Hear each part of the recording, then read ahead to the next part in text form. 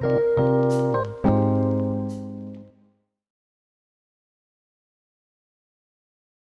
wanted to ask you, like, how are you doing after the release of that video? Because I think before that video released, you had under 1 million subscribers. I checked yesterday, you have over 2 million.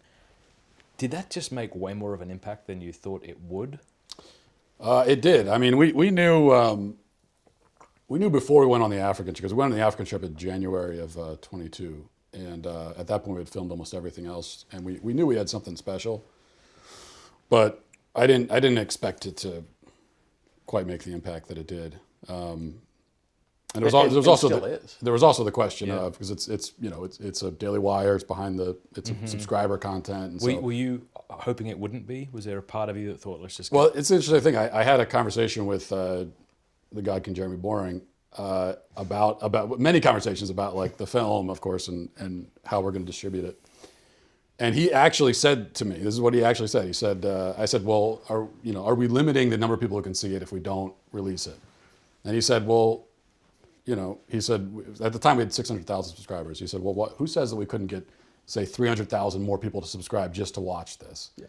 And then that actually, in the first month, we had literally 300,000 people subscribe to watch it, which is what he said, so which is crazy. That's insane. No, I'm no mathematician. 50% increase on the total number of subscribers instantly.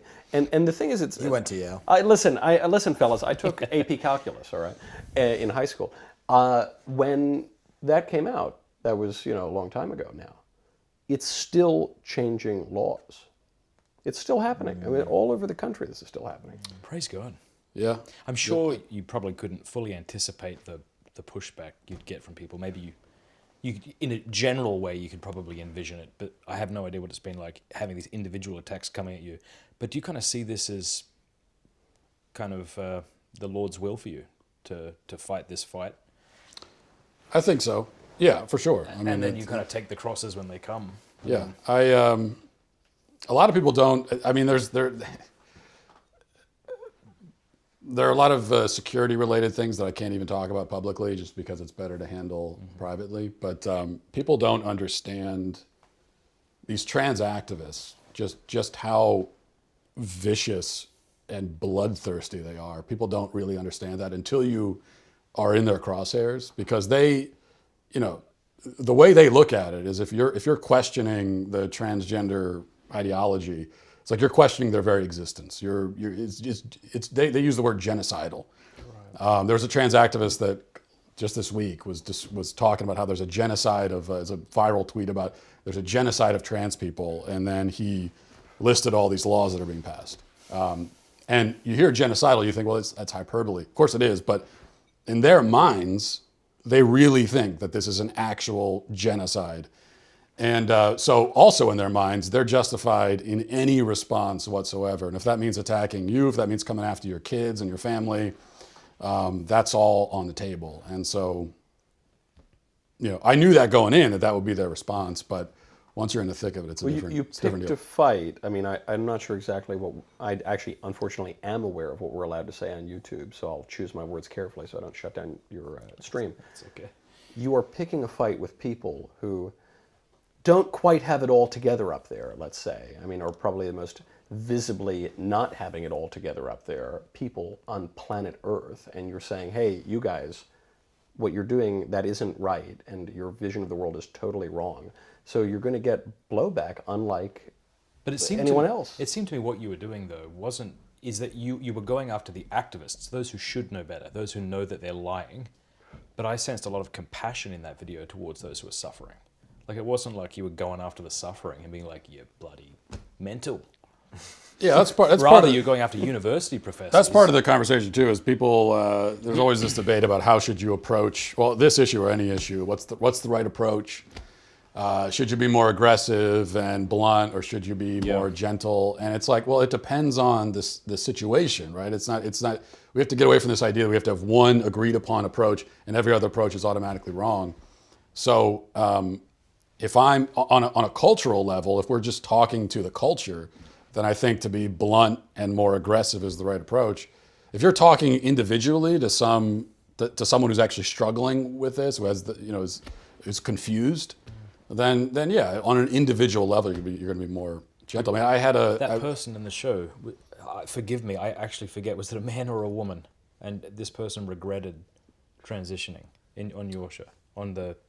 Yeah, that was... we had a few of them, but you're probably talking about Scott Nugent, Yes. who's a woman transitioned to a man. Okay. And is now...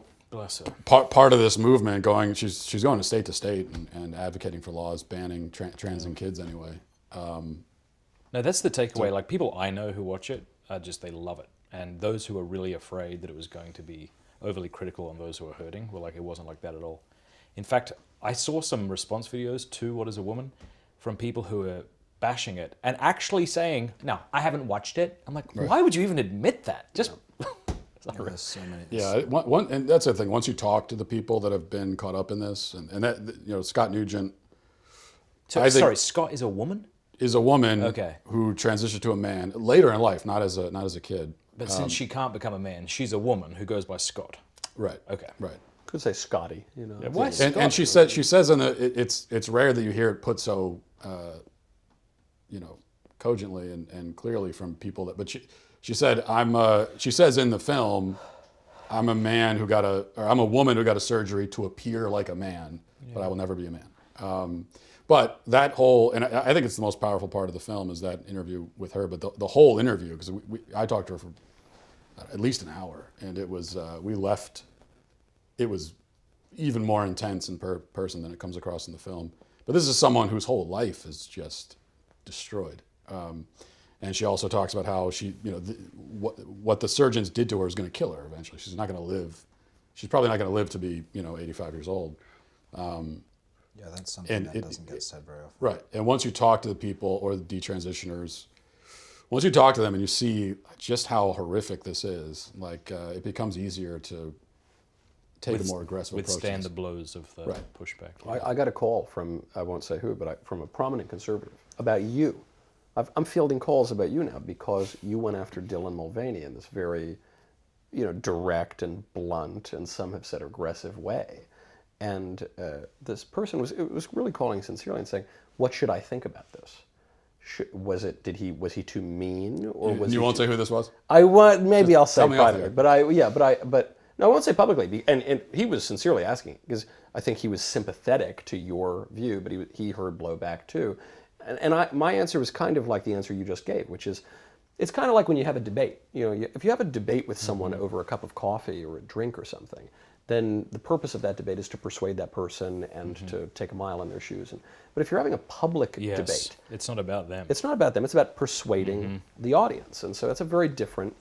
And it also is, like I said, as I've hashed out now, you know, this idea that you shouldn't preach to the choir, I've always rejected that. I've always found it to be an odd sort of expression because, first of all, on a literal level, like, of course you're going to, the choir's in the church. Why wouldn't you preach to them? That's actually a great point. I never thought of it. But then it's an expression, but then you realize that people really take that literally. And even churches on a literal level now try to do that where they will say, we don't want to preach to the people that are in the church. We want to preach to all the people out there who have no interest in us. And we want to get them in, but you can't alienate the people that are in church in the meantime.